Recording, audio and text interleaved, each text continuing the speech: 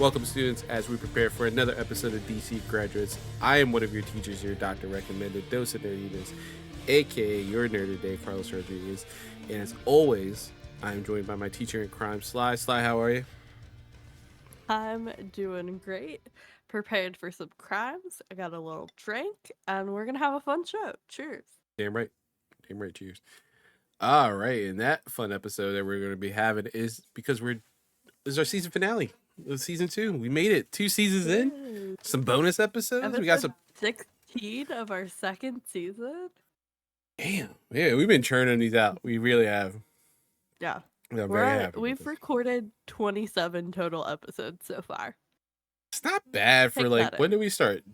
We started recording in June. We didn't release them until August, right? And then I had a whole move in August. Right. Yeah, so pretty Yeah. good, all things considered. Yeah, that's not bad. That's not bad. And we're ending on a good note here because we're ending with We really 2011's are. Justice League Doom. This was directed by Lauren Montgomery, written by the amazing, as always, Dwayne McDuffie, which he gets a in remembrance by and memoriam at the end because unfortunately he passed away before this movie was released. And he's an amazing writer. Created the, Static Shock and Hardwire, that whole, Milestone universe, and then so integral in so many other, Justice League, the cartoon, the anime series that we love so much, and so many other characters and storylines and Justice League comic books and everything. He's just amazing. So shout out to him. May he rest in peace.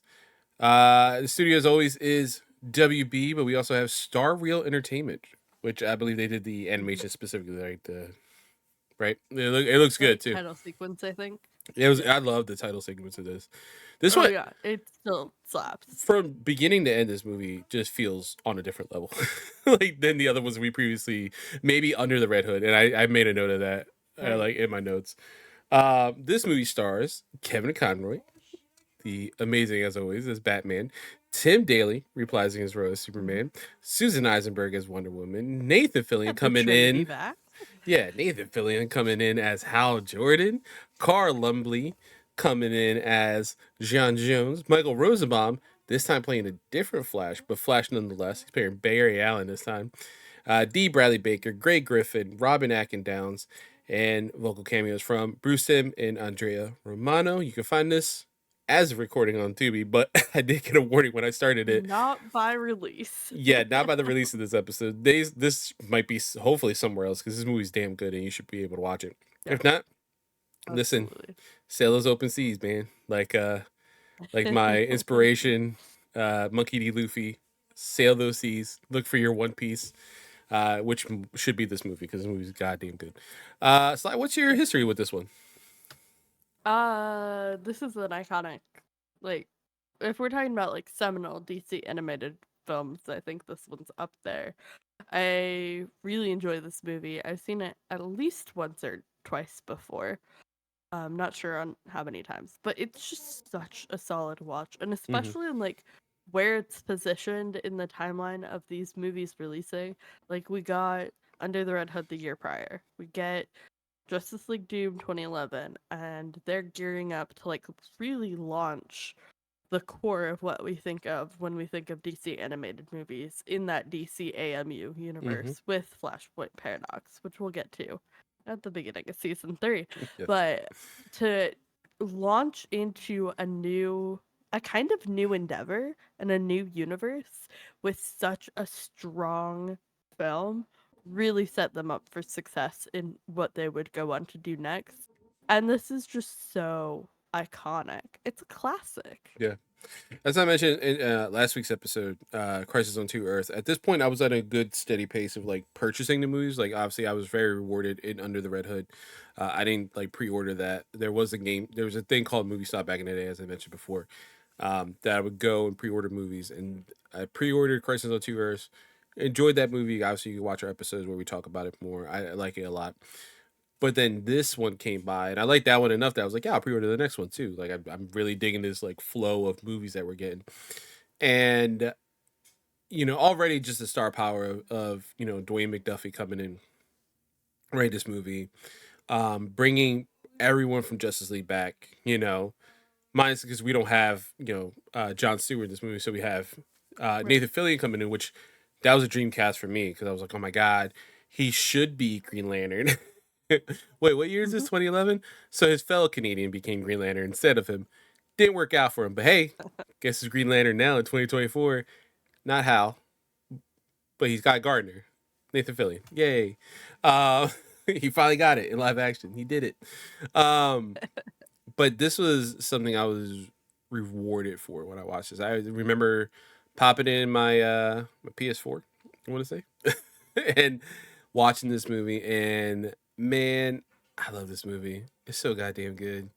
I've watched this so many times. This one and Under the Red Hood. I think I've watched the most out of our and maybe Master of the Phantasm and Return of the Joker. Like Mm-hmm. those are those four. Those are like for me my Mount Rushmore of what we've done, that Yeah. we've spoken about so I far. don't think anything can beat for me the amount of times I hyperfixated watched uh a Batman Superman movie World's finest. because yeah, World's Finest because Yeah, that was a go-to. yeah. Um, That's can also only watch iconic. so Yeah, many things over and over in a car.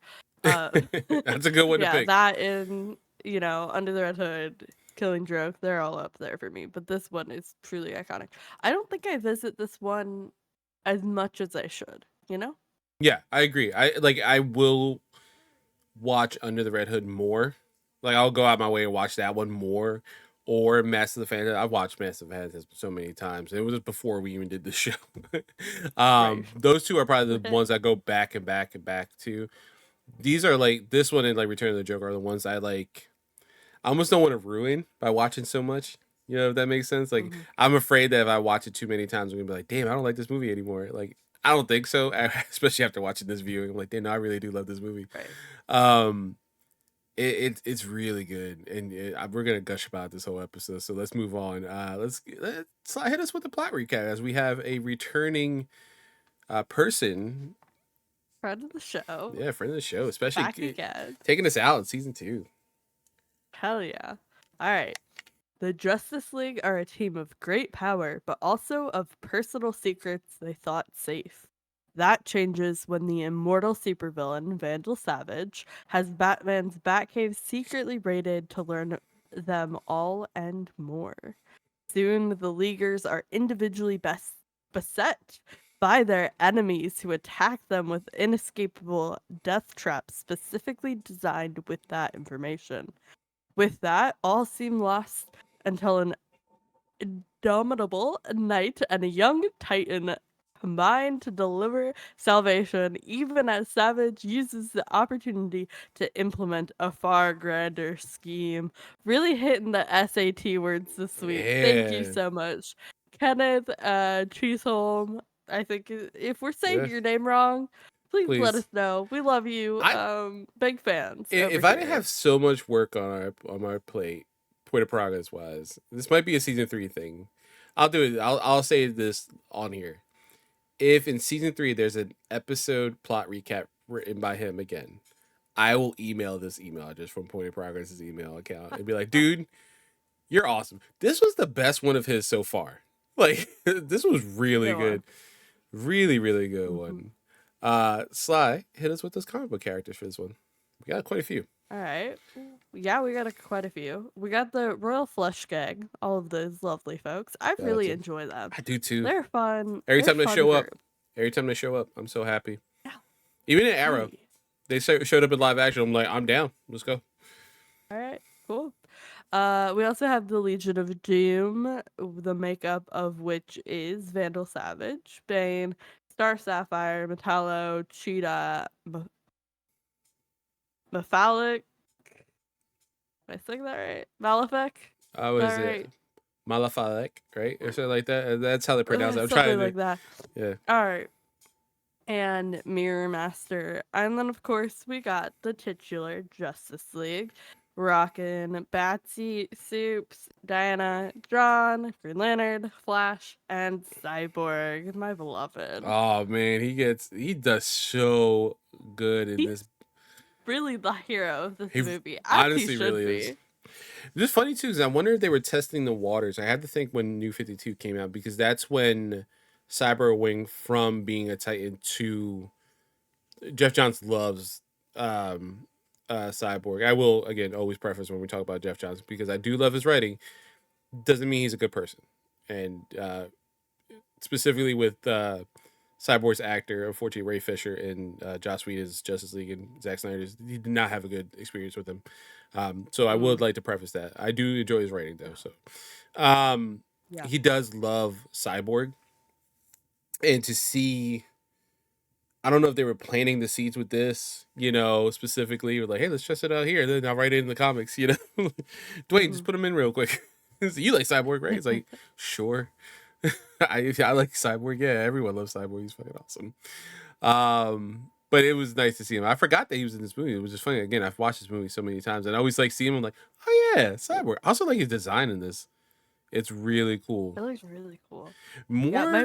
More practical. My first my first introduction to Cyborg was really Teen Titans, the like 2006 animated show or Great whenever series. that came out. Mm-hmm. Great series. But like that's like usually in my like visual touch point for Cyborg, and in this it was incredible. I loved his look. I loved how practical it felt and how all the like components fit together in a really interesting way. I thought he looked really awesome. Yeah, he was really, really well done, and I believe the actor who voiced him in this one was Bumper Rogers. I believe his name is.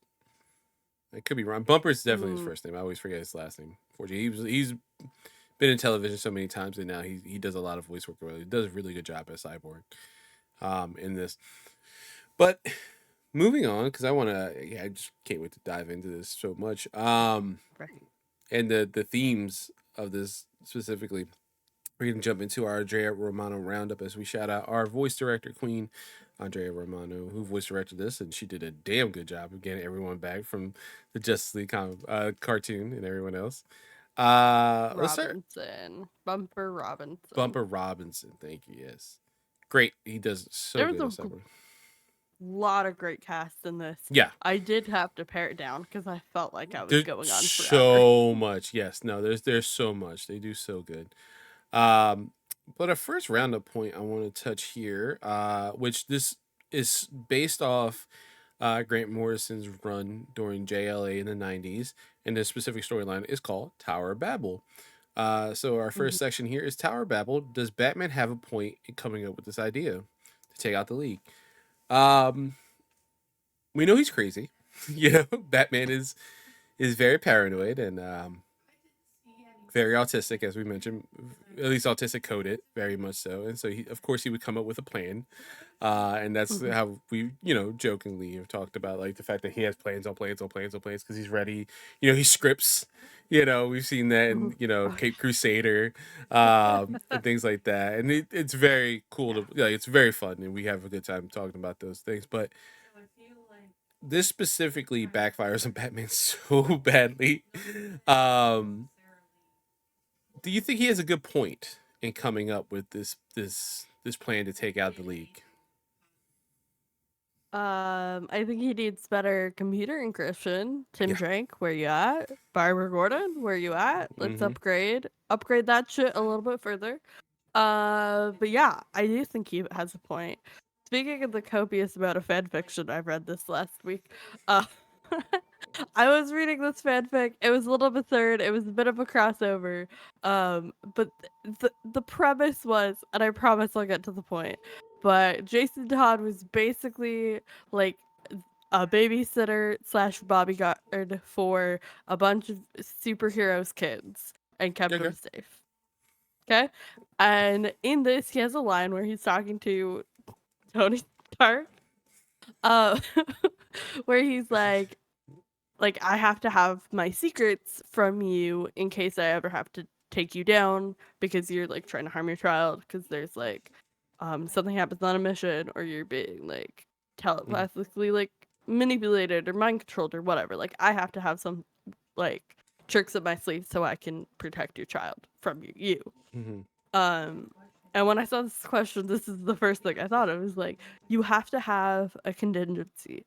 When you are highly skilled and lightly regulated, there has to be some sort of check And Valence, what if one of you is compromised outside of your control? There's a lot of villains. There's a lot of villains that can manipulate people both physically and So many, mentally in a yeah. way that can control their powers and cause a lot of harm. And if you are putting yourself in such a public position where you are attracting people to try and control, dominate, and wreak havoc with your body, I would want there to be a system to take me out in case of that eventuality, right?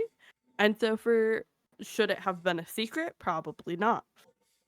You need it to be able to for it to work effectively so they don't know what is coming and can potentially be used against them.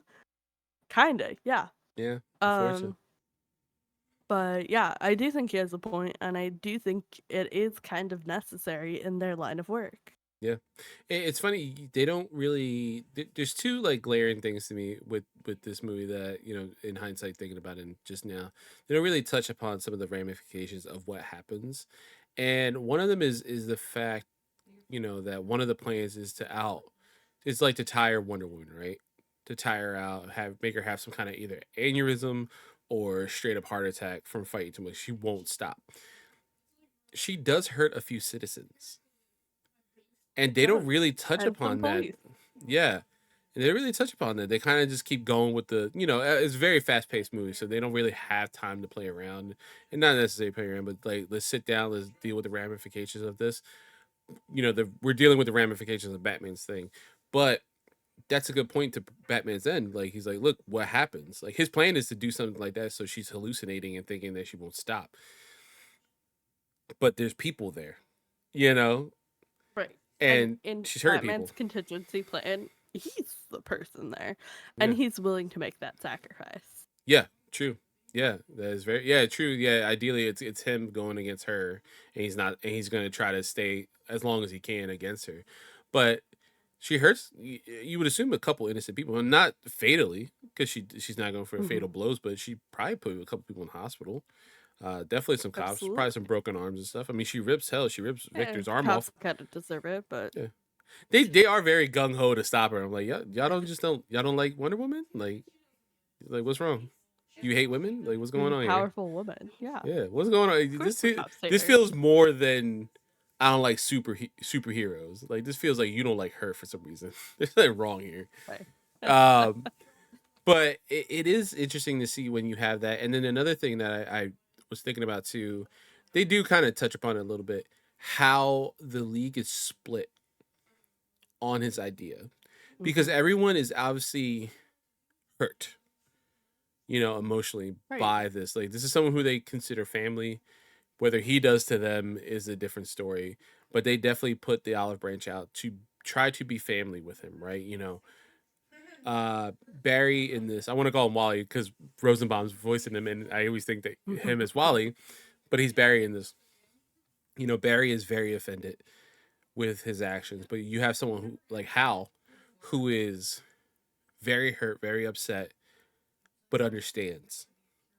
And that was an interesting dichotomy because usually they butt heads a lot.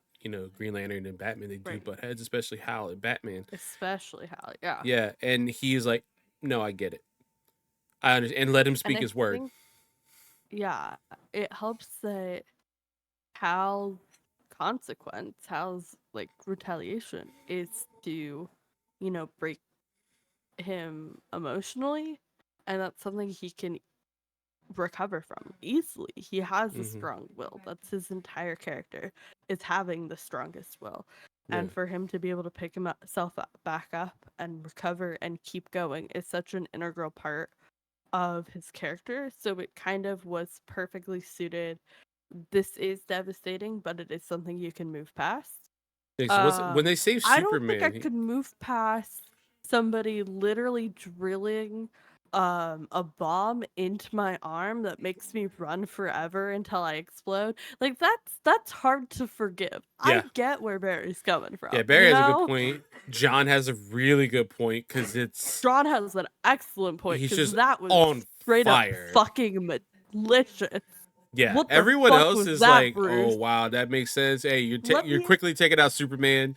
You're doing all this other let stuff. me You know, force you to relive your greatest trauma yeah, while hurting everybody in your vicinity for weeks on end. That's some sadistic motherfucking shit right there. yeah." You would have to think that when Batman wrote that, he's like, "Listen, I gotta take a break. Like he's just, you going on patrol tonight? I can't. Not tonight. Robin can do it. I'm gonna go get some rest. Like I fucked up. Yeah, I did something I can't come back from just in case this happens. I gotta go away for a little I'm bit. not proud of that one, Yeah, but it's there. yep. And you have to think too, right? When you obviously in the comic you have other league members. You know, Kyle Rayner is the league member in the story. Aquaman's part of that. So there's like different tactics he takes to take them out and things like that. But it is interesting where you have Hal has this sense of justice where even though he's upset and he's rightfully so calls out, you know, Bruce in the moment when they save Superman. He was like, well, who, you know, like, why did this happen? All this stuff. He's like, why don't you ask him? And it's not even like it doesn't feel like a dick thing to say, honestly, because it's right to call Bruce out in this moment. Let's call him out. Let's have his time to sit down. You know, I love that Victor's like, I'm trying to get out of here. He's like, no, no, no. You're part of this now. You have to be here. You joined this fucked up family. Yeah. Welcome in. You're our new son. You're gonna have to listen to mommy and daddy fight.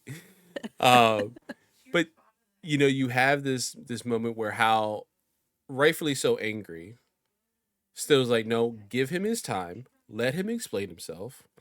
He has the right to do that.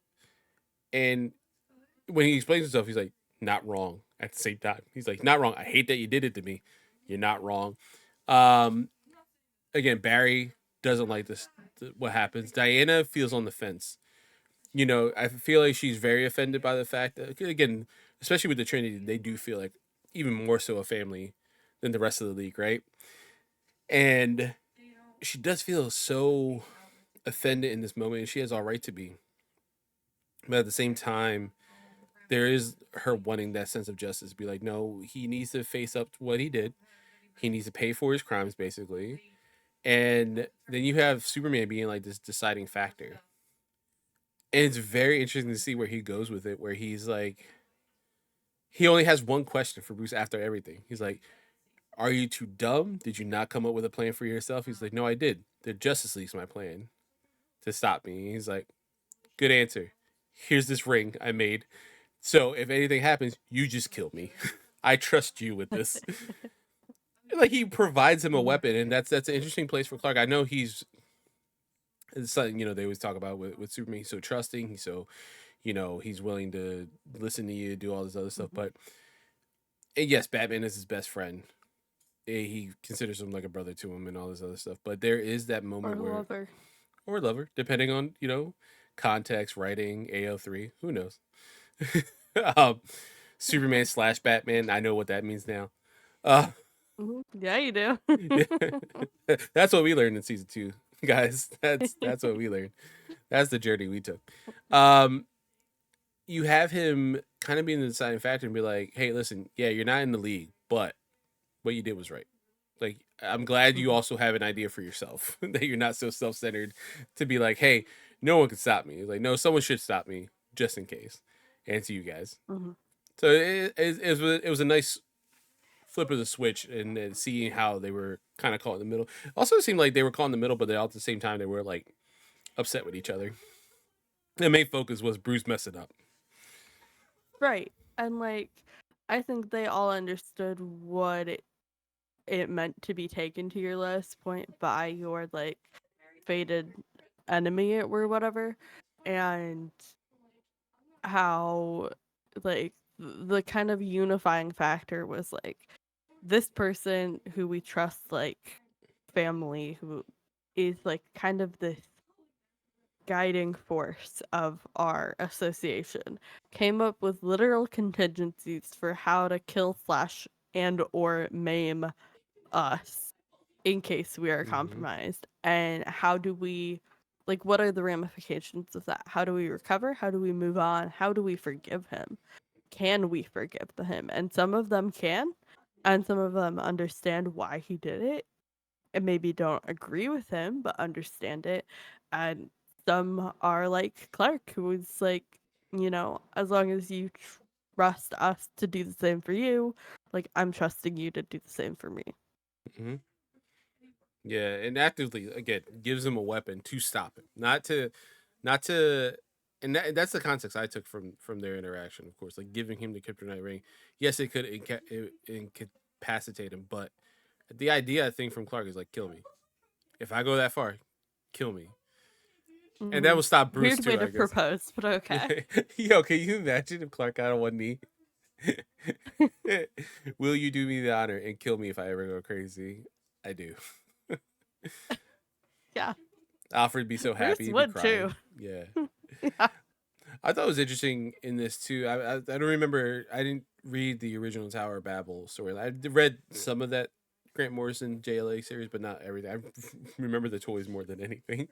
They were awesome action figures. I'll have to put them in the DC graduate set because Figures in this time. God, they're so good. Um, but with the storyline and everything, I thought it was interesting that Alfred doesn't know. Like, does that come from a place of shame for Bruce, or that he always does kind of feel like he thinks above himself when it comes to Alfred. Like he thinks he's best and everything like that.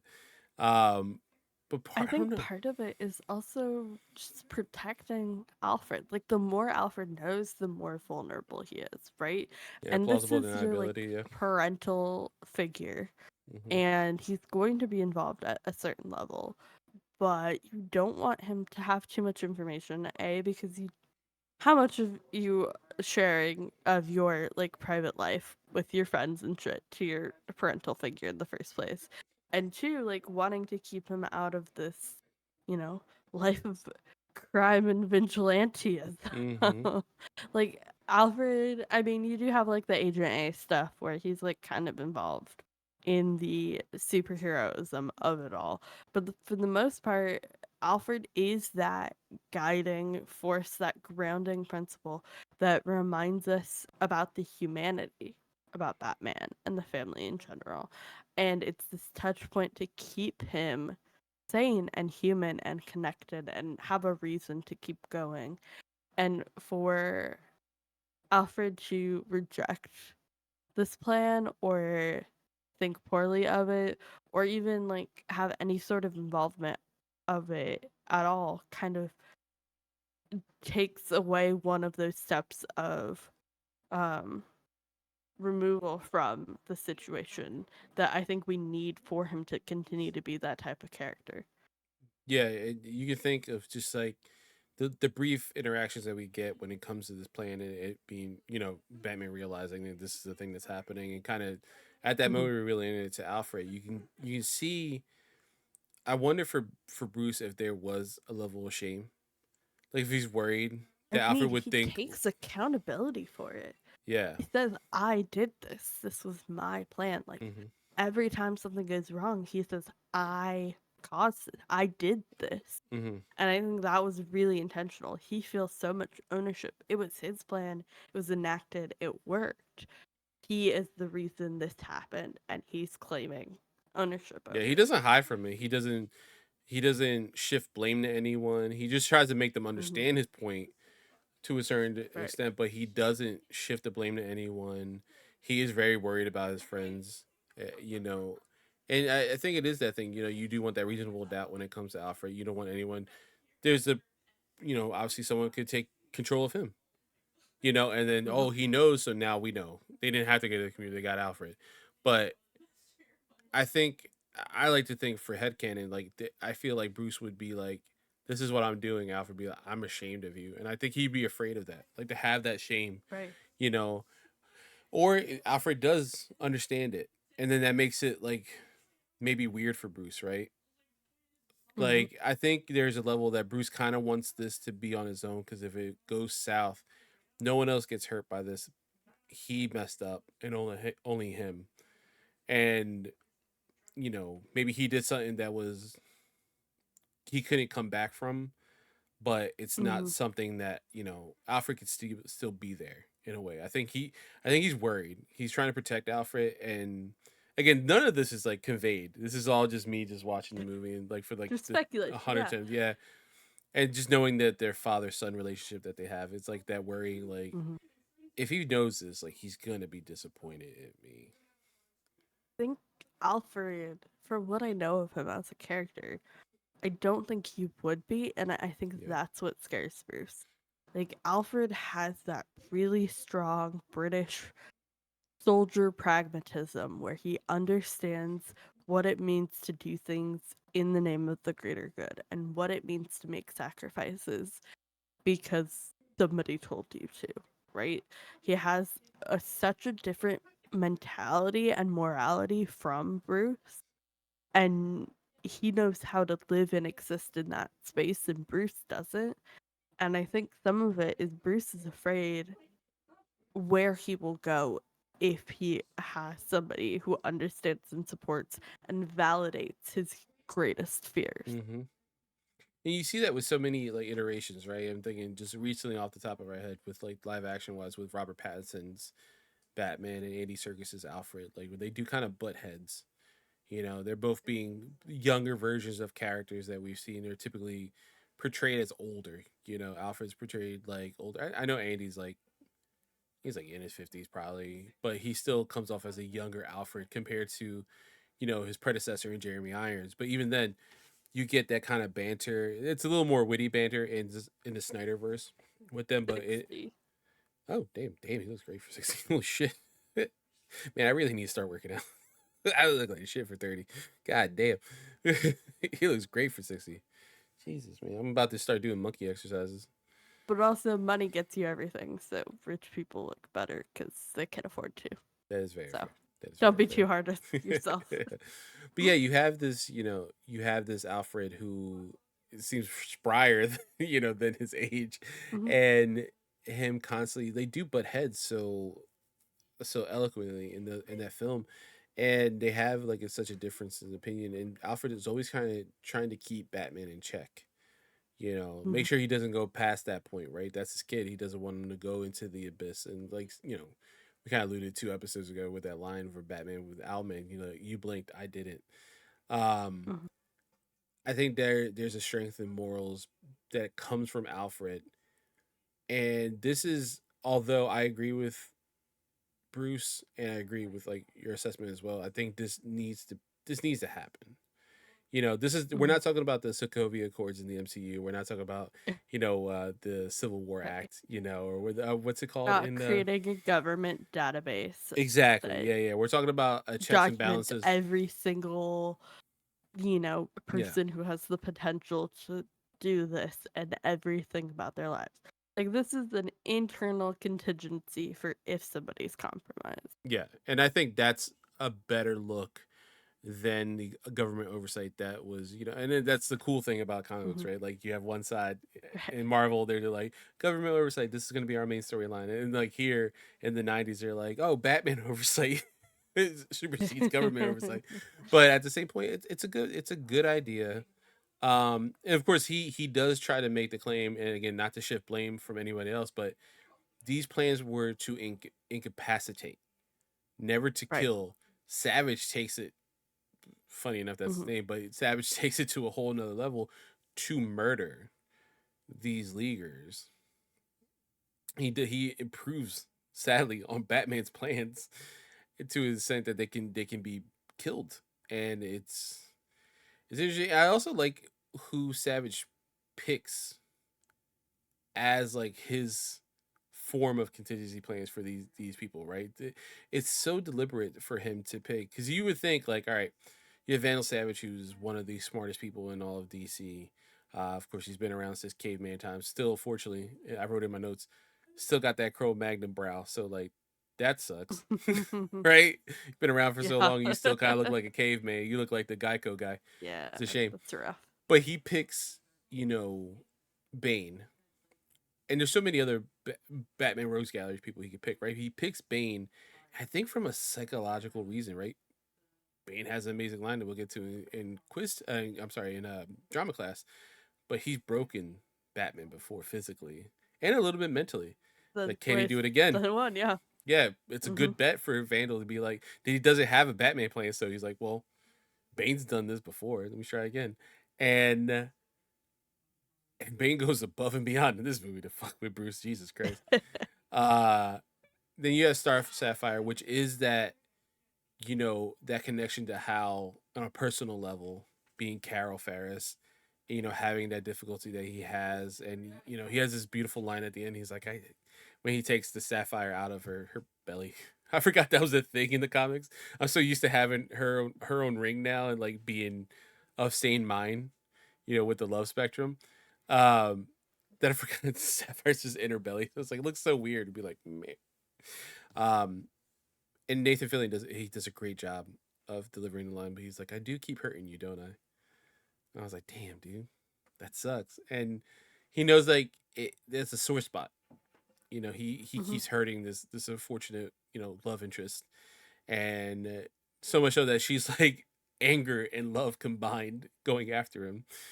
Um, and Vandal's really smart to pick her.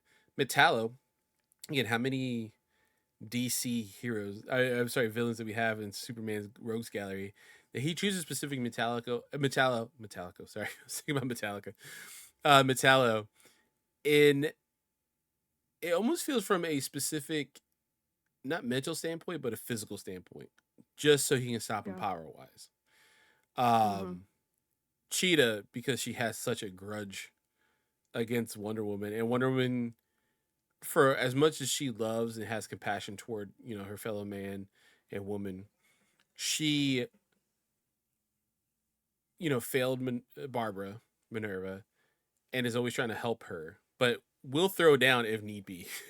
And they throw the fuck down. I have to Yeah, think they do. about this when I post this episode. I want to tag Omar. I forget what his last name is. A TikTok creator. I've sent you a bunch of stuff, but he has a whole Mm-hmm. breakdown of their fight scene in this about wrestling moves and stuff. It's phenomenal, and they do beat the fuck out of each other. Um, I mean, I feel like the only maybe is like Malafalak. Like he is just there. I guess he could get close Yeah. enough to John, to kind of mess with him and Right. get him that that chemical into him. But other than like he could get past his telepathy or whatever. And every Legion member is a strange choice when you think about it, but works really well within Vandal's plan. Like he's so smart to pick. Like he doesn't pick Captain Cold. You know, Mm-hmm. I like love out of the Captain rogues, Cold. I love me some I Captain love Cold. him. I love Would he be normal a good comic fit for book. this? I don't think so.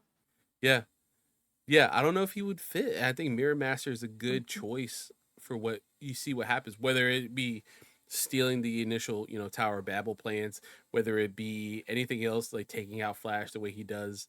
Um, they all have a bone to pick with their specific hero, and he like Mm-hmm. makes them have tunnel vision to finally like really look and like this is how you could do it, guys. You guys can defeat them. Y'all just have to focus on like one specific aspect of whatever it is to them.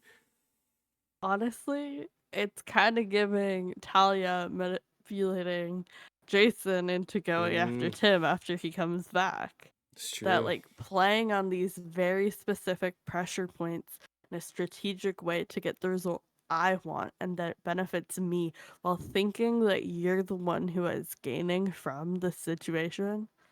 Yeah, because they all even Mm-hmm.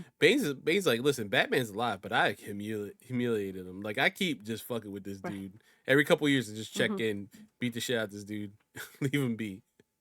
Like Okay, it is okay, interesting. yeah. Everyone else wants to kill their hero. He's like, I just kind of want to fuck with him. Mm-hmm. Okay, I'll bury him alive. It's fine. Yeah, next to the rotting corpse of his parents. Jesus God, that's where he That's fucked up. fucked up. That's actually where he fucked up Mm-hmm. because he knew Bruce was gonna come back, Yeah. and that's where the issue came because he's like he got too cocky in that one moment. Mm-hmm. But it is interesting to see you know these plans upped to a certain degree and then Right. executed with such intense pressure from seemingly when you look again at the Legion of Doom, just almost a random assortment of villains. Because typically when you see the Legion, it is like a Lex Luthor, a Gorilla Grodd, a Ultra Humanite maybe, or these Captain Colds and things like that. But to have Mirror Master, Malafalak, Cheetah, Cheetah feels like the A list, honestly, out of this Legion. It And like I think Cheetah like Savage.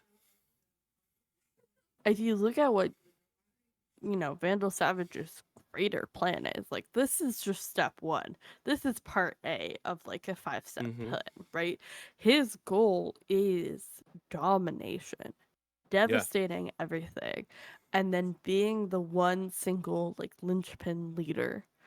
And these are his minions. You're not looking for an A-lister, right? Yeah. That would be somebody who would contest your power, who would challenge you, who would make your job harder.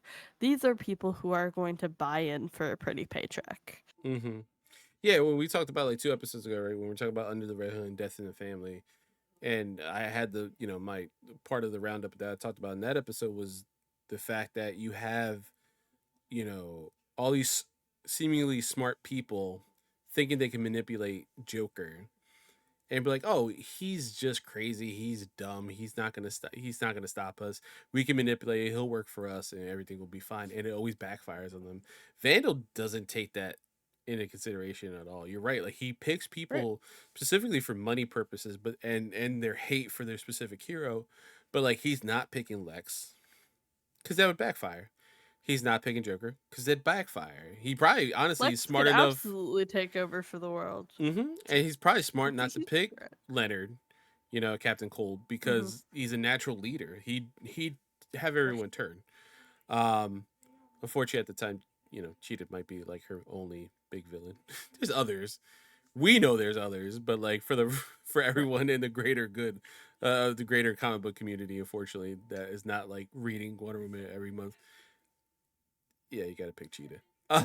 Unfortunately, but and he's not picking these people, and it's for same thing with like Green Lantern. He could have picked like Hector Hammond.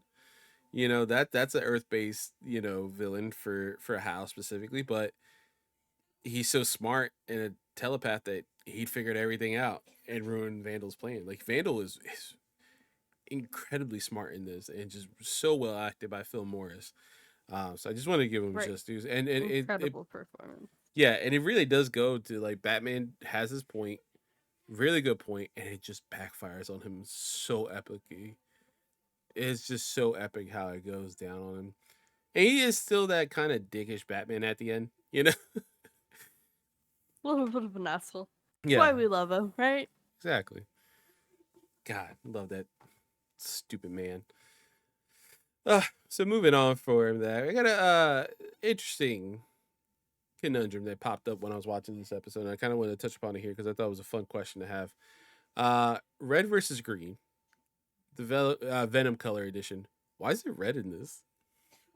And what color do you I thought like? it was so funny when you put this question in here Mm-hmm. because, like, all of my mental touchstones for Bane have the red Venom. Oh, 2004 Batman, isn't it? The Batman, isn't it red? Probably, yeah. Let me see. Because Bane is in that, right? Batman. Also, fuck. Listen, Robert Pattinson, we love you. Fuck you for having a movie with the same title as my favorite TV show. Because now every single time I have to type Yeah. the Batman 2004 to find anything I'm actually I looking had to do for. the same thing actually. Oh, so it's like It's yellow. yellow. Yeah, Oh, it's red body, yellow I don't even like Venom. that more. I don't like that. Oh, that action figure is pretty cool though, and it's only $45. Like on eBay. About $45. Okay, However, it is dope. it is a really cool action. That's a thick boy action figure. That's cool. It does look like a Oh Ben yeah. 10 character though. Damn, that's a shame. Um, yeah, because I guess it is rated so much. I'm so used to the comic books and a lot of other media having it green. I bet you I'm wrong, and there's so many of them there. There's more reds and yellows than there are greens, and I'm just like so used to like two or three specific things in media that have made it green. So much so that I thought, in funny enough, Robert Pattinson's the Batman movie, I thought he shot Venom at the end of the movie when he pulled Uh, it. They're like, "Oh, it's mhm. adrenaline." I'm like, "Motherfucker, why is it green?" Why is it green? And not even It like a probably like is a regular. Venom. Honestly, I'm on your side. And also in my head, that just makes more sense. Wouldn't that be cool if you get that storyline with yoked out Batman who's like addicted to Venom? Like that's cool. That's a good B plot. Ah, son of a bitch. Yeah, Mhm. it's yellow and fucking Young Justice too. God damn it. Oh shit! Joker becomes venomized, and I gotta watch that series. I think it looks Shit's like like it's like yellow and everything. I it. think Um, it's red and something. With other than the this, egg-looking mask. And then if its skin's red, I think it's yellow. But there's a couple green ones I'm seeing here for sure. fuck yeah, it's at least the tube itself is red in Batman the Animated Series. It was funny though when when it uh when it got sliced open. I was watching it with my son, and he's like, oh my god! I was like, no, that's not blood. I just want to tell you, it's not blood. Before you say anything, It's not. I was like, it's Good Venom. call. He's like Venom. I was like, not Marvel Venom. Like it's a drug that he Mhm. takes and makes him super strong. It's Venom. It's just called Venom. He's like, what? I was like, it's just not blood. Also, Don't worry about it. how does it? I have so many questions about the logistics of how it like rearranges his skeletal system when he like gets all like hulked out on the venom, Ooh. and then it readjusts back down. Like how on earth are we doing this? That is a really good question because not that we're like sponsored or anything, but there is an anatomy of the DC universe that's supposed to be told by Bruce's point of view, and it shows like detailed muscular. Why have I not heard of this? Oh my god, have you not? Oh, it looks so cool. They No. did one for Marvel as well, and I think that's told by the perspective of Reed Richards. But this is like, yeah, it shows like for the Marvel one, it shows like let's say like the musculature of Ben Grimm. So it shows how thick the layers of rock are before you get to his actual musculature, what his bones look like, how dense they are. There is one for the DC universe as well. It shows like how dense Superman's musculature is. It shows where like the specific layer where like the beams come out of and what it looks like when he does x-ray vision from like an ocular level. It's really cool. I wonder if It's Bane's in incredible. there. I wonder if they have like a Bane Um, thing. the two books are DC Comics Anatomy of a Metahuman and Marvel Anatomy, a scientific study of the superhuman. If anybody's Ooh. interested in those. I do not have $58. However, Yeah. those look gorgeous. Or you know what we do have? We have a Frank. And Frank We do has have a some Frank. corners of the internet that we don't know of. We might have to hit up Frank. Listen, I could find certain corners of the internet. I have before. Actively avoid most of them, you know? Yeah. Yeah. Oh, it is in here. Yeah, so they do have a section for Banes. That's going to be interesting. I mean, obviously that's not we're not going to cover it in this episode, but it is cool. Hey, oh god, it's gross though at the same time. Oh my god, I just saw Martian Manhunter transform midway. Ugh. But yeah, I don't know. I saw it red and I was like, isn't it green normally? And now I'm like, oh shit, it's like more yellow than anything. Maybe I was thinking of Batman and Robin because I think that's green. Obviously, because it's Poison Ivy's, like it's Ivy's thing. And there's a couple. I think maybe one or two other things that might be green.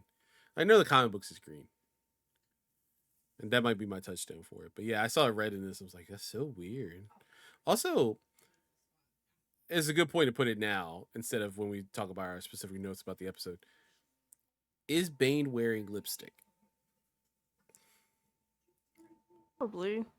Because like when they show I him in feel the like the funeral, makeup goes for yeah, like luchador vibe, right? Like it's it very could like be. done up. Yeah, when he's like all super skinny, because that was a choice they made with him is to Mhm. be super skinny Mhm. behind Bruce when he's revealing himself for the first time. It looks like his lips are black, and then he like shoots up the venom, and then he Mhm. grows into the mask and everything, and then like his lips Right. are black still. I'm like, do you put lipstick on your lips? Because the way I mean, listen, Yeah. I what oh, I I subscribe to the fact expected. that Bruce puts like black eyeliner on to Oh go yeah. out. You Mhm. know, he's got to, right? How did that's not how the mask Mhm. works. Um, but I saw that I was like, huh. That's literally the next thing. I was like, green Venom or red Venom? Does Bane wear makeup? That was nice. But yeah, it was a fun little Questions. thing. That was a fun little Mhm. tangent. It just threw me off. I saw red and I was like, that doesn't feel right. That doesn't feel right at all. Well, I guess I was wrong because I was like, that does feel right. But I was thinking of red skin and yellow vein. Yes, So yeah. I thought that Red Skin does look pretty cool, man. I might have to sit down and watch all of 2004, The Batman. I've seen a yeah, at handful of least the episodes. first season. I've seen a lot of First the two Justice League seasons for season. sure. I've never seen that one. I was like, oh shit, they had the Justice League in this now? That's awesome. All right, moving on. We're gonna just touch on some notes. Anything you want to shout out specifically in the movie? It took 5 notes this entire movie, Carlos. Yeah, that's fair. It was this intro still slaps. You're bleeding all over my nice clean floor. Love that line. Oh damn, Bane stole Thomas and Martha's coffins. I literally have no notes. This movie just slaps. And hell yeah, Cyborg. Honestly, yeah, this movie I is that usually good. take really detailed notes, You y'all. do. I promise. I will validate. I You was really just do. so locked in. You really do. I I did. There was one of my early notes was, on the "you're bleeding on my clean floor" thing, and then Bruce has like this moment where he like kind of like gets angry and snippy with Alfred, and like he like mumbles as he's walking away, and still does what Alfred told him to do. I'm like, wow, the apple doesn't fall from the tree with Damien, doesn't it? Because Damien does that to Alfred all the time. He's like, bang, bang, bang, bang, bang. I didn't mention, Bane wearing makeup. I thought, and this is not any fault to Rosenbaum or anything like that, but Michael Rosenbaum, I thought it was weird to see him as Barry when we see him so many times as Wally. And I was like, oh, that's so weird. Like, I get it, you're still Flash, but that's different. Barry is different compared to, like, he's more Very serious. is different. Yeah, Yeah. I love me some Wally. I think are we Wally stands here on the podcast? I feel I like am. that can be an official take of the pod. Yeah, that is it. We are officially Wally over Barry in this house. Oh, I yeah. will 100% say that. Yeah, Mhm. Wally is the best Flash. Also, canonically, the fastest of the Flashes is Wally. So, come on. Logically, that's who we're talking. I do like Bart, as in Bart was like the inspiration for the character they then called Barry in the Yes. TV show. Yeah. Yeah, very much so. Shout out to Bart. Yeah, But he doesn't get enough love, especially as his Bart run doesn't as get enough Flash love. when he got murdered. God damn. Yeah.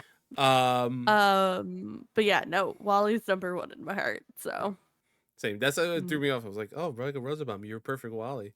He's a good Barry. I was just like, I want Wally. He's a good Barry. Yeah, he does a great job here. Again, for me, Wally over Barry, Kyle Rayner over Hal Jordan. You can tell I'm a child of the '90s. Again, that was my Flash, John and that was my Green Lantern. is my touch point. Yeah, but Kyle's great. Yeah. I need to get into more Kyle runs. Oh, sure. I'll just send you all of it. There you go. Please do. Literally anytime. Yeah. Next note, I said, God, what a fucked up plan Bruce had for John. It seems so cruel compared to everyone else's. Yeah. Next note, am I a furry? No, I really liked about Vandal Savage doesn't give a fuck. No. About knowing who Bruce is. Like, No. it's like, doesn't he already matter. knows. He doesn't care. Not important to me. I know. I don't care. It's not consequential to my plans in the slightest. Yeah, why? And with the huge emphasis on like the secret identity and like protecting like your identity and because Mirror Mask is like, yo, we can could figure out everything right now. He's like, I don't give a fuck about that. Yeah, he's like, I don't care. He's not gonna be alive by the time what we're I paid done. you to do. Yeah. Right. Exactly. Why do I care who the fuck he is? He's gonna be a skeleton by the time I'm done, bitch. I don't care. Yes, that's all I want to touch upon. Am I a furry if I want to hook up with Cheetah? Yes. I mean, it's just the tail. It's interesting. Yes. You know what I mean? I have a question. Tiger is another one in Marvel that I was like, she has a lot of fur on her body. Does this make me feel weird? Yeah. Maybe I should just embrace it. I'll just embrace it. I love this again. I wrote it. It still cracks me. Man, it must suck still kind of looking like a caveman all these years later. Yo. I did put an Inspector Gadget joke. Go Gadget hand. When Diana literally rips hand up, and he just grabs it and reattaches it. Yeah, he does. Oh, I lost it. That And was then he's like trying to hilarious. climb, and he just shoots his hand forward. And so I was like, "What the fuck?" Yeah. This I don't know why that was so funny to me. I did put here, and this kind of inspired me because I do have to give a shout out to Omar. I'm so sorry, sir. I do. It starts with the H. I would say Holman maybe.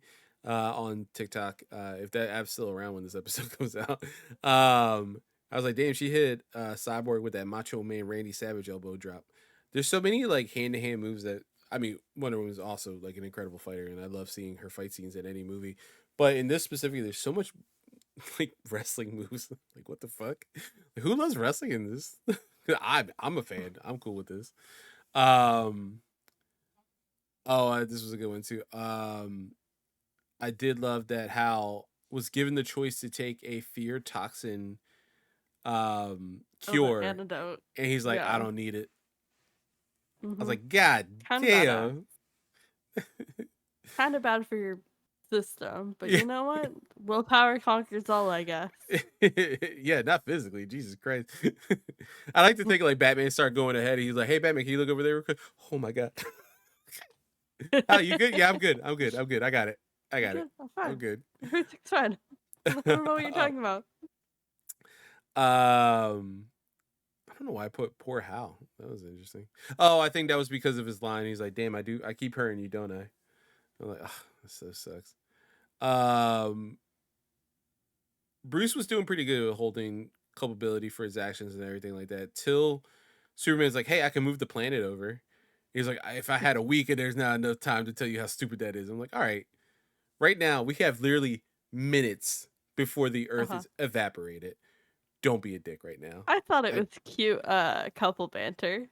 it is cute couple banter. It is, but at the same time, it's like we're gonna die. Like not a little bit of us, like all of us. Like Mhm, Superman's gonna be the only thing alive. And maybe not if the Earth explodes. There's a good chance he could die. mhm. That's enough damage. Not right now, Bruce. Now's not the time. Now's not the time. Also, you don't have a leg to stand on right here. We're in this predicament You because of don't have a you. good idea. Yeah. You know what's not a good idea? Contingency plans, dick. Can you imagine if you turned around and said that? That'd have been good. That would have been great. Um, I do love that, like, Cyborg kind of gets the, like, hero moment, save the day. he does, yeah. She takes out Vandal Savage, which is pretty big, yeah. As it I thought that should. was nice. Um, so the last 3 points, one of them was, I was like, can you imagine the anxiety normal people will have knowing that they got so close to death? Because you know for a fact, like they had to be like, all right, the world government has to put Vandal Savage on trial. Oh, what's he on trial Mhm. for? Oh, he tried to evaporate us. You remember when you saw that really crazy wave of energy go through your whole body? Yeah. Do you remember being tangible for like 2 minutes? No. Mm. Yeah. Well, if you do remember that while you were taking a fucking math test, Well, eh, like, the sun could do that to us theoretically at any time. And true. B, you know how many like unprecedented events I've lived through throughout all of the like formative periods of my life? I Yeah. feel like I'm a little desensitized. Yeah. World almost ended. What's new? Well, Happened a yeah, couple years ago. that's a good point for the DC universe because that is touched upon. Funny enough, we mentioned this in Crisis of Two Earths, how many crises there are. Now they have an idea. A lot of the regular Yeah. citizens of the DC universe, how many crises there have been, how many times life has been rebooted, like their lives have been rebooted, and they have an idea now, and they do show like some of it fucks with them really mentally. Like it's like Yeah. what happened to my life? What was my life before? Was I married to this person? I'm in a horrible workplace. Was I in a good workplace? Was I a hero? You know, like it does fuck with them to a certain degree. And knowing that there is another possibility where things were okay, it is weird. Like, all right, oh, is there like for us to be like, hey, I think there might be like a multiverse, but then gain the confirmation like there is. I was like, oh shit, that is Yeah. insane to think about. Is these poor Well, people, but and they have no idea that like the Earth's under attack. They're just going about their day, and then next thing they know, like this green beam comes around the Earth, and they're like, "What the fuck?" And then a solar flare just goes through them, and like, "What the fuck just happened? What the hell?" That sucks, man. Um, so many therapists got paid so well after that. I did want to mention too here Oh, that Clark's little smile after he gives Bruce the ring and he hears like basically the answer he after was he gonna proposes, yeah. basically yes, he has like a good little like, yep, that's my man. Is that yours? That's mine. That's my man. Mm-hmm. And then finally, because this go good when we get to homeroom specifically, but I had to think about this. This is one of the best looking movies that we've covered. Yeah, Like, honest to fucking God, gorgeous. it is beautiful. The line work, like the specific artwork that we have here, it does. Someone mentioned in trivia, I didn't want to touch here, but like I didn't put it in the question form, but it does seem similar to what we would get in Young Justice. Like a lot of the art style that we get in Young Justice is very similar to what we see here, but God, it And works I so do well. love the look of Young Justice a lot. Yes, I'm. I I'm actually bummed. really, I think about way more than I probably should the art style of Mystery of the Batwoman. I thought that was so fun and interesting. Yes, yeah, I that think was a that's up there good for me. take, a good expansion on what we saw of Batman, the new Adventures of Batman and Robin. You know, Hmm. art style and the Batman the animated series. I thought it was really good. But yeah, we'll end our note section there. We'll move on to drama class, one of my favorite sections, and a holdover from MC University.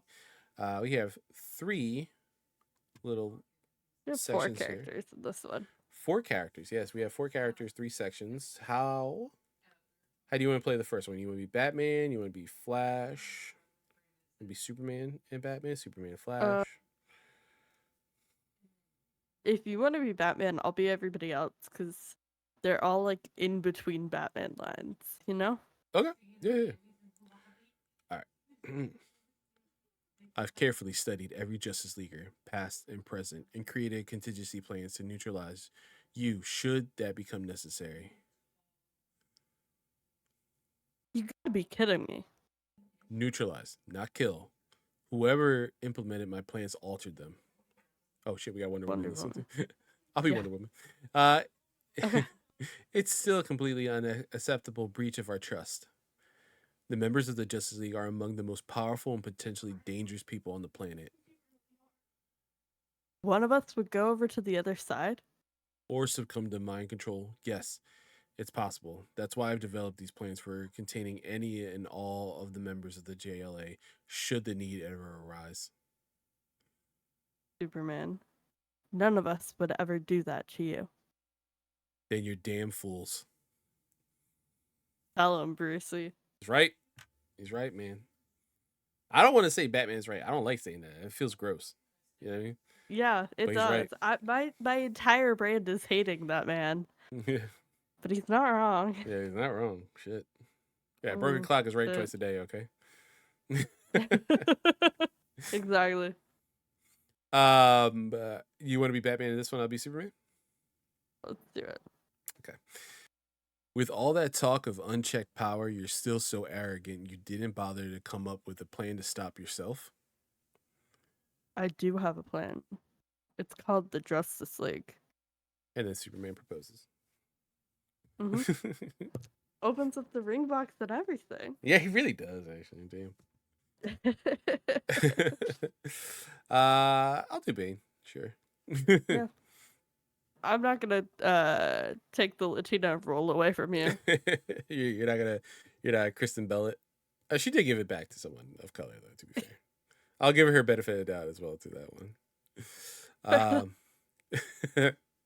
this is one of those coldest lines. I put this with like last week's episode, like with Batman talking to Owlman, but this one specifically is just so cold from Bane. When we fought before, I broke the bat. Today, I break the man. God You damn, do. he just hates him. Honestly, I'd root for him. It works, man. It works, man. Come out Also, with banger lines like that. I'll follow you yeah, anywhere. 100%. Now we're going into quiz time. This week I have two Oh no. questions. Okay. All right. And we have, again, some context clues. And because you watch a lot of superhero media, the one question I feel like might help. And if you can somehow get the extra credit, I'll be really impressed. There's no way because I don't believe you were born before this came out. But anyway, we'll start with, I'll Okay. toss this one up. Phil Morris, who plays Vandal Savage in this, played what live action Justice League member? I would say in TV, a TV show. Let's go with that. Okay, TV, live action TV Justice League member. What live action shows have the Justice League in them?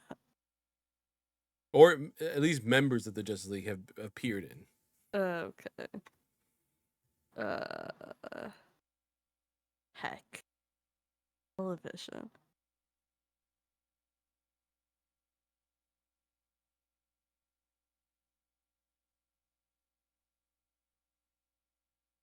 I feel like I want the answer to be Smallville, and I know that's wrong.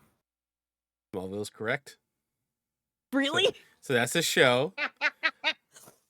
Okay. They gotta think of the people who were in the Justice League that appear on that show. I literally pulled that out of my ass. I don't even know who in the Justice League appeared on that show. Okay. You want to think about it for a second? You usually give you the answer. Did I Google which Justice League characters appear in Smallville? Yeah, do that. Okay. I'll say I can only think of two because Bart is in it, but Bart's never been in the Justice League. Characters in Small.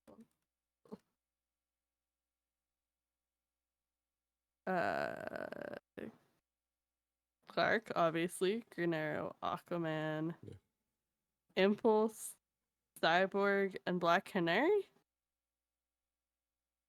God, they're missing a big one on that one. Yeah, in that list. Would the big one perchance be the answer? Yeah. Oh, great. Incredible. Yeah. He's a character in this movie. Character in this movie? What is up with this list? Who are the characters in this movie? Got Cyborg, kind of, mostly. So, Flash, Trinity. Oh, Martian Manhunter? Yes. Phil Morris plays Martian Manhunter John Jones in Smallville. You get to see him, I think, maybe twice fully in his like green skin Martian form, but typically he wears basically his costume, but like as a detective. We won't get That's full kind of Martian badass. Manhunter.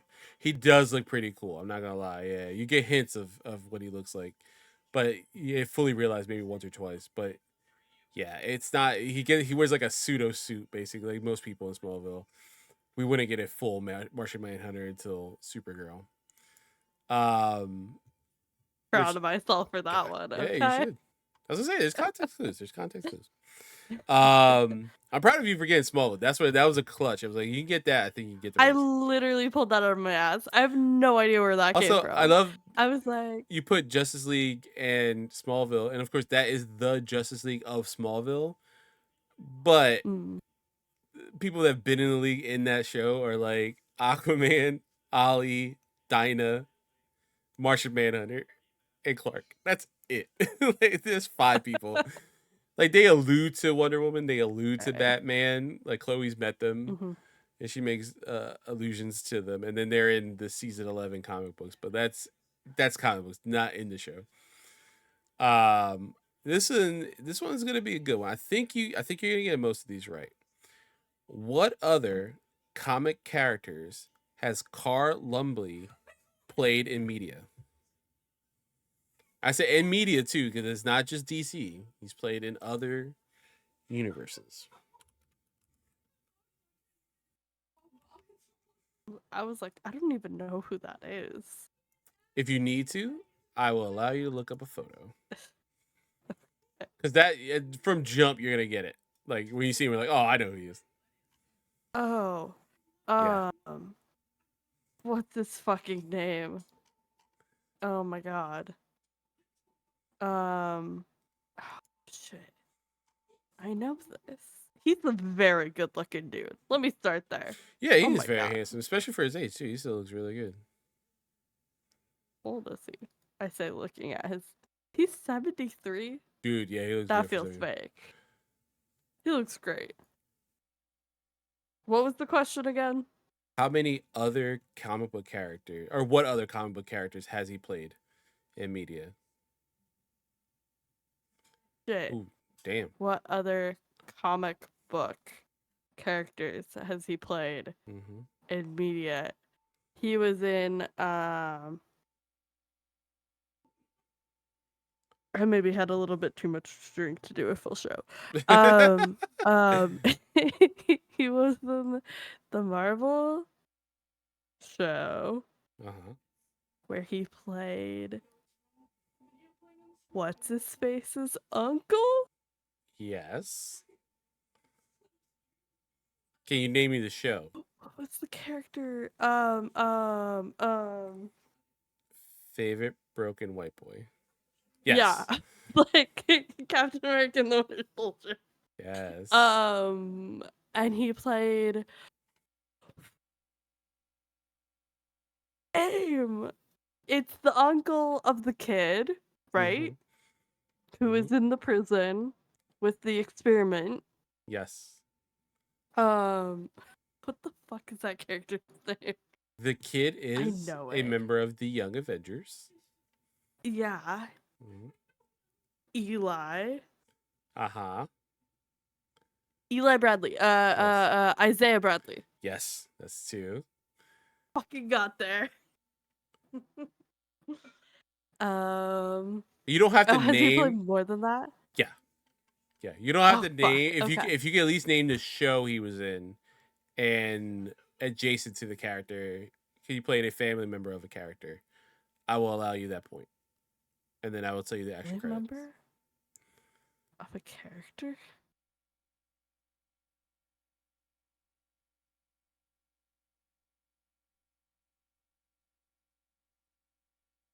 What do you mean by that? We just mentioned the show in the last question. It's one of your favorite Arrowverse shows. Oh, okay. Oh, he was Supergirl, was he not? Yes, he was in Supergirl. Yes. Yes, yes, yes, he was. And oh, was he the dad's best friend that got replaced? No. No, no, No. no, no, no. No, he was not Martian Manhunter. But No, but the wasn't it I could be completely wrong. I thought he was played by somebody different when it was the best friend before he gets replaced by Martian Manhunter pretending to be the best friend. Am I losing it? yes. Okay. he plays John's dad in Supergirl. Oh, Yeah, so okay. he plays Mm-hmm. so as we mentioned, he's John Jones. He is as you mentioned, he's what's the name's dad in Supergirl. I'm trying to think. I'm trying to look for his name. Name here is a fun fact. This is one I didn't realize. He's Silas Stone in Justice League God and Monsters, which is something we will follow We'll up get later down there. the line. Mm-hmm. Um, Myron Johns. Yeah, he's that. Okay. He's also in Young Justice as Ma'at Moraz. That is Okay. Martian Girl's Miss Martian's father, I believe. Mm-hmm. Uh, so he's in that. That's a little cool. He plays a Really lot of great Martians. performance. Isaiah Bradley, as you Yeah. mentioned, in the Falcon and Winter Soldier, Uh-huh. and because it's Carl Lumley, and I never get a chance to talk about this, and I only know one other person who loves this show as much as my old friend of mine, Joe. He was in a show called Mantis, would stand Okay. for Mechanically Augmented Neurotransmitter Inception System. He was a brilliant wheelchair bound scientist who invented a form of exoskeleton called Mantis that turns him into a superhero and gives him the ability to fight crime. I fucking love this show so much. And fun fact, it stars a one young Gina Torres. Tutor. Yes, and Carl Lumbly as Dr. Miles Hawkins. It was created by Sam Raimi. This was cool for me, at least. This came out initially 1994, so there's no way you would have seen it. And I don't think I it's have on, to at least going on IMDb. It's, -5. yeah, you were. This is nowhere to be found, by the way. I cannot find a place to watch this fucking show. I absolutely love Mantis. Of course, this was the time in the 90s where, you had non-disabled people playing disabled people. But We from what I... still do. True. Nothing's changed. Yeah, I said that. And I was like, oh, no, this still happens. It is getting better, though. Echo. We got Echo, and we have Titans, as we Echo mentioned is off air great. last week. But yeah, there was a 22 episode season 1. Unfortunately, only one season. And there was a movie, like a prequel movie that Sam Raimi did as well. Yeah, he builds it to walk again, and then he like something happens, people attack him, and then he is forced to be like a superhero. But it was cool for me because it was like the It's first kind time. of giving Warrior none. Very much so. Structurally, not Yeah. story-wise. Yeah. Not serious. Yes, he doesn't. Yeah, he doesn't do stuff like that. But it was cool because for me, being someone of color, it was cool to see like a hero of color because at that time we really didn't have much, especially in like a live action sense. And I just, obviously we're how many episodes of season 2 of DC Graduates, how many episodes of season 1, as well in the bonus episodes. I love comic book stuff. I love superhero stuff, and to see someone like Carl Lumbly like just play like a cool, smart character too. Like he was very intelligent.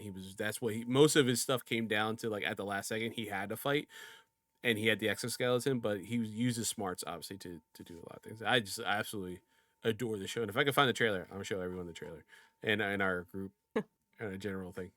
I'll put it like Make without Frank context. find that on the high seas. Yes, because again, that's not also streaming anywhere.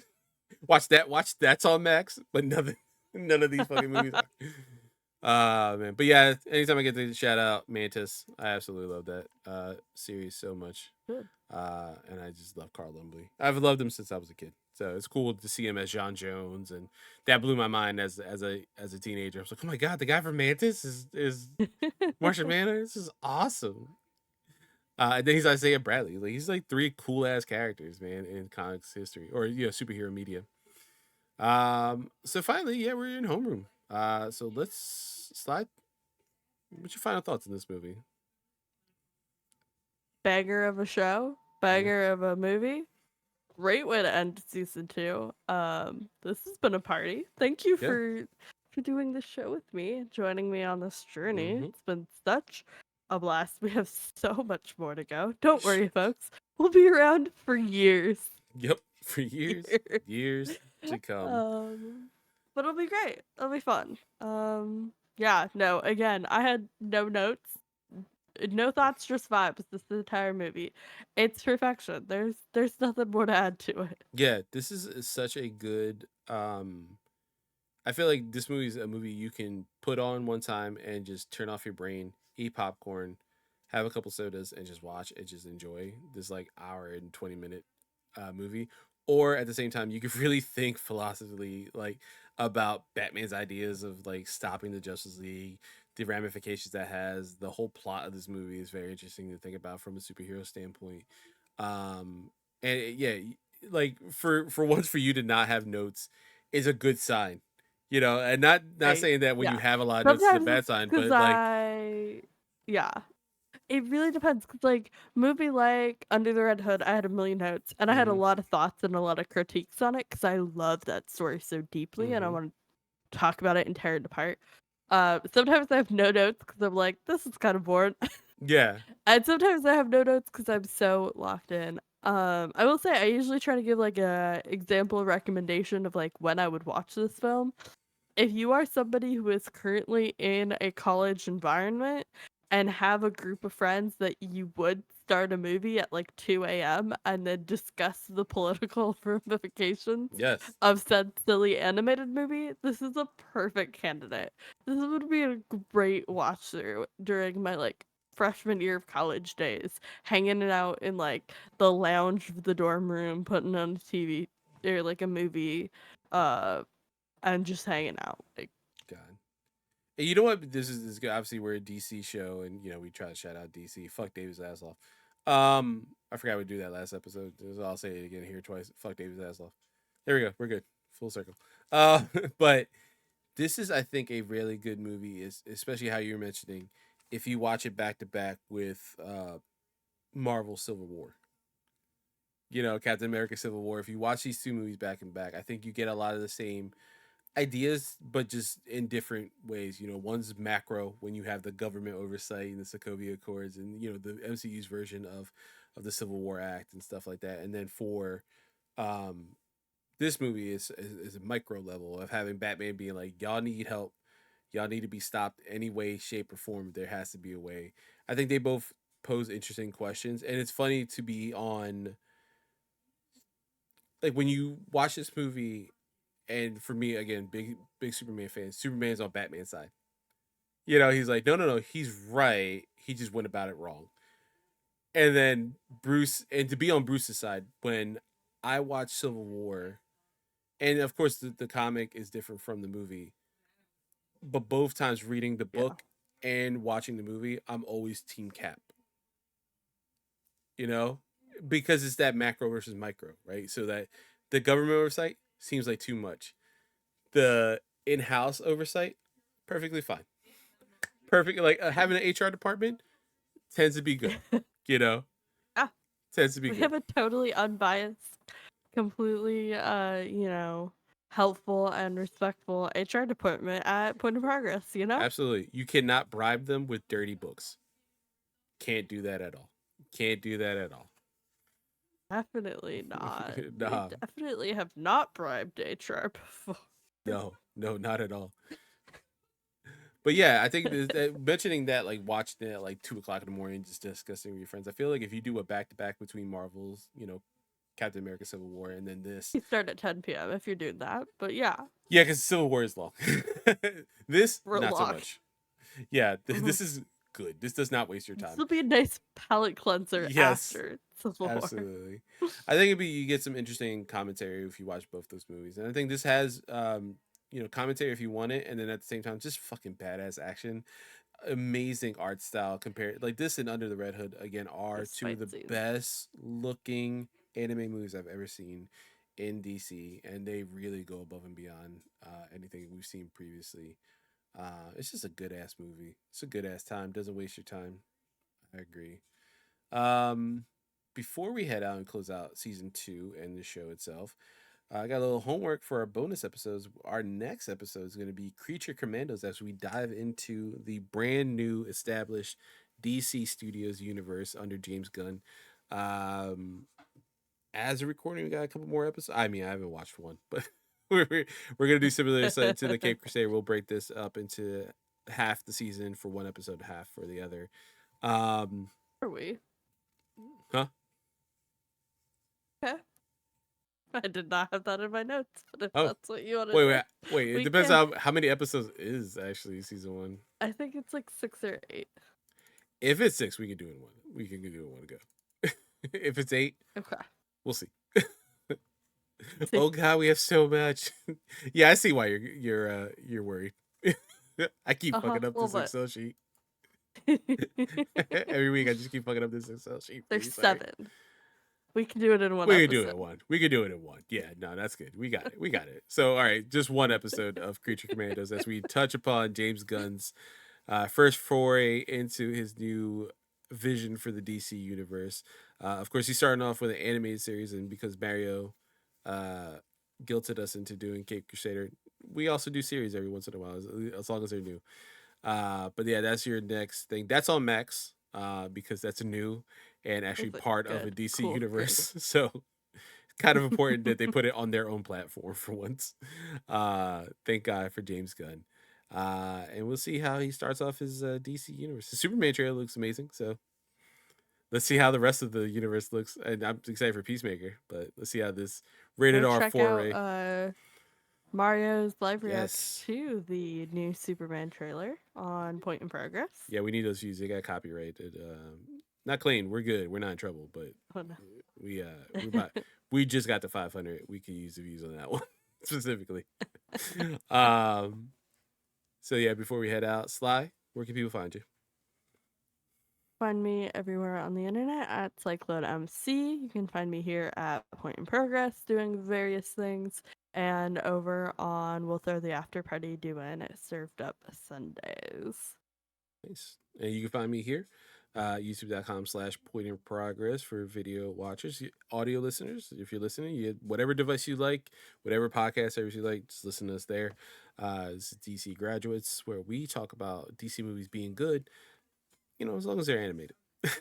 So this is season 2 of our series so far. Again, you could just jump into any episode. We just seasoned them so we have a theme and an idea of how these seasons are flowing.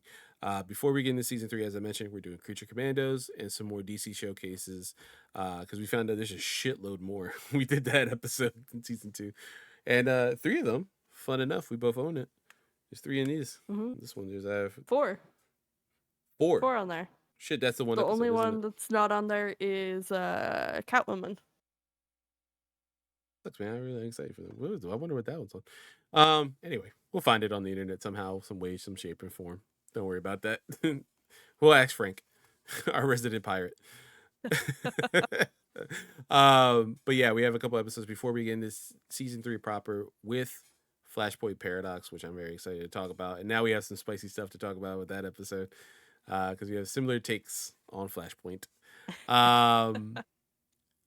But yeah, you can find me here. I didn't shout this out last episode, but we should be coming back soon, especially after the new year and after I settle in with some editing for Game of the Year, which is already out. And you see in there, me and Mario did a really good job editing these videos. I'm sure we did. Yeah, Especially Mario did a really good job. Did I do a good job? You have to see. Yes, Go you over to did. youtube.com, Mhm. Film in Progress. And then I have It's Not a Loop, It's a Spiral, my Alan Wake, season 1's Alan Wake and Alan Wake American Nightmare. Season 2 is going to be Quantum Break, which is called It's Not a Loop, It's a Quantum Break. So we dive into the next game in the Remedy universe. And soon, hopefully, me, Harv, and Frank will be talking about Final Fantasy V on Chaos Bringers. But till then, class is dismissed.